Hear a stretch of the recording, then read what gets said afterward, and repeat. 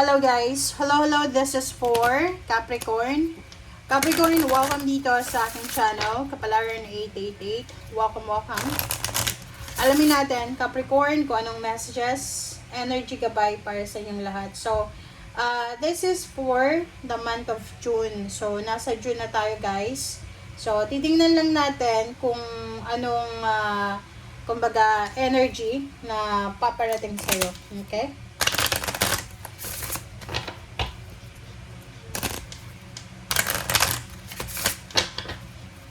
Okay, this is for the month of June para sa lahat ng Capricorn. So, kung bago ka sa channel ko, please paki-like and share. Paki-subscribe guys. Ang Kapalaran 888. Okay? Hindi tayo nagbabago ng pangalan. Yan yung pangalan, Kapalaran 888, simula sa simula. Okay? Hindi kayo malilito. Okay.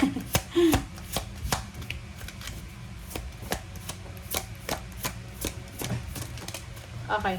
Transportation and then love life. Wow! Capricorn. Ang nakikita ko sa'yo dito, possible na, ito ay doon sa mga Capricorn na nasa long distance relationship kayo. Like, halimbawa, Filipina ka, tapos naghahanap ka ng karelasyon na nasa ibang bansa, literal na OFW or pwedeng ibang lahi, yung gusto mo sa love life. Dito sa barahang to, kung ikaw yung taong ito, babae ka man o lalaki, or ano man ang gender mo, sinasabi ng baraha sa'yo dito na there's a possibility na sa linggong ito, first week, second week, third week, fourth week of June 2026, ay posibleng makatagpo ka ng tao na magmamahal sa'yo, pero napakalayo niya. Okay? So, pwedeng ikaw yung pupunta sa kanya or siya yung pupunta sa'yo. Parang ganun. So, ito yung message sa'yo. Okay? Or yung iba din sa inyo dito na may asawa, may ka-live-in, nasa ang sulok ka man ng mundo, possible na medyo mag-cool off muna kayo. Maghihiwalay muna kayo pansamantala. Pero hindi naman yung hiwalay na hiwalay.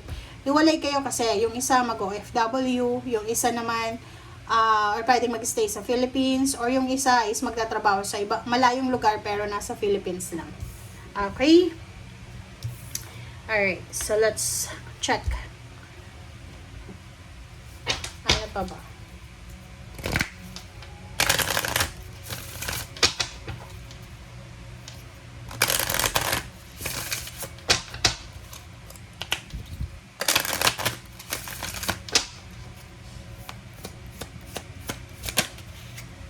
Okay, guide. Ano yung guide na yan? A guide, a mentor, a trustworthy, an ally. Sinasabi ng baraha sa'yo dito na ngayong buwan ng Hunyo, okay, this June, kung ano man ang minamanifest mo sa buhay, pera, relationship, bahay, lupa, sasakyan, travel, sinasabi ng baraha na isang tao ang posibleng lalapit sa buhay mo. Siya ay i-guide ka niya. Okay, i-guide ka niya sa kung ano man na gusto mo, magiging mentor mo siya, magiging confidant, okay? Pwedeng siya yung pagsasabihan mo ng mga sikreto mo sa buhay. And another is, pwedeng siya ay maging kakampi mo sa buhay. Okay. Transparency. Sinasabi ng baraha sa'yo dito na kung sino man ito sa inyo na naghahanap ng love life, yun, pwede kayong makatagpo ng isang honest na relationship, authentic na relationship, pero malayo siya sa'yo, malayong lugar. Or parang sinasabi ng baraha sa'yo dyan na para makuha mo yung minamanifest mo na love life or person, lalo na sa usaping puso, make sure na honest ka sa nararamdaman mo rin. Okay? Okay, ano pa ba?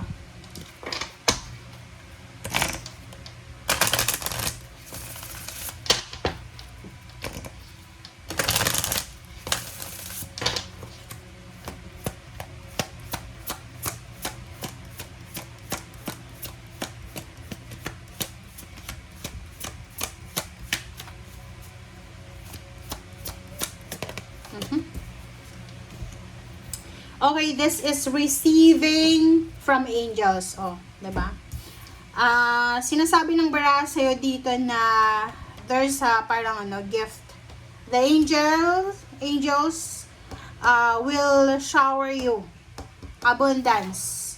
And this one is pwede nating sabihin new love life, new career, health, parang ganon. So Capricorn, embrace it.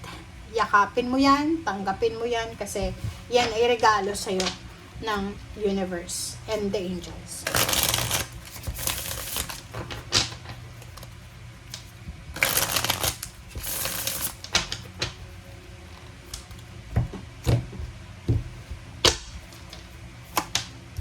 Okay, Two of Pentacles, Eight of Pentacles, wow. May iba sa inyo dito Capricorn na posibleng ngayong buwan ng June is this is the first month ng trabaho nyo, ng career nyo, ng business nyo or any source of income. So bago ka pa lang, nag-a-adjust ka pa lang. So nasa adjustment period ka, nasa waiting time ka or whatever man yan. Sinasabi ng baraha sa'yo dito, wag kang masyadong materialistic or sabihin na natin, wag tayo masyadong nakafocus sa pera. Kung bago ka lang sa trabaho mo, wag ka agad-agad na kumbaga mag-splurge like sa shopping or anything kasi lalo kung wala ka pa namang sweldo. Okay? Basta be humble, maging matipid, wag tayong masyadong mayabang, parang ganon. So, yun ang kailangan mong gawin sa buwan na to. Page of Cups and Seven of Wands. There's a love life here.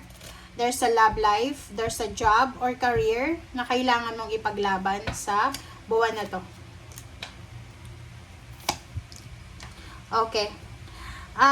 Isang water sign, Pisces, Scorpio, and Cancer. Siya yung pwedeng darating sa buhay mo. Pwedeng siya na maging love life, pwedeng kaibigan, kakilala, katrabaho, boss, company.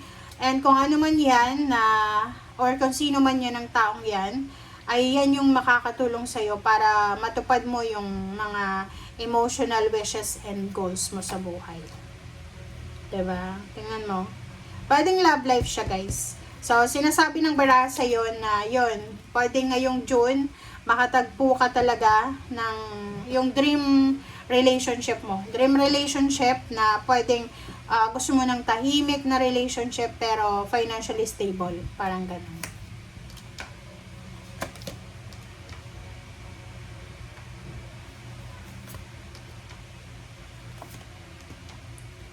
Okay. So, dito naman, sa Six of Pentacles, Zero the Fool, Four of Cups, and Queen of Wands. Yun. So, kung ano man ito na hinihintay mo, so maybe you're waiting for a job since maybe 6 years na, 6 months, or 2 years na, 1 year, 2 years, or ilang taon ka na bang unemployed, or yun, may trabaho ka pero parang walang direksyon yung trabaho mo, walang direksyon and parang anong tawag dyan? Yung hindi ka na-excited.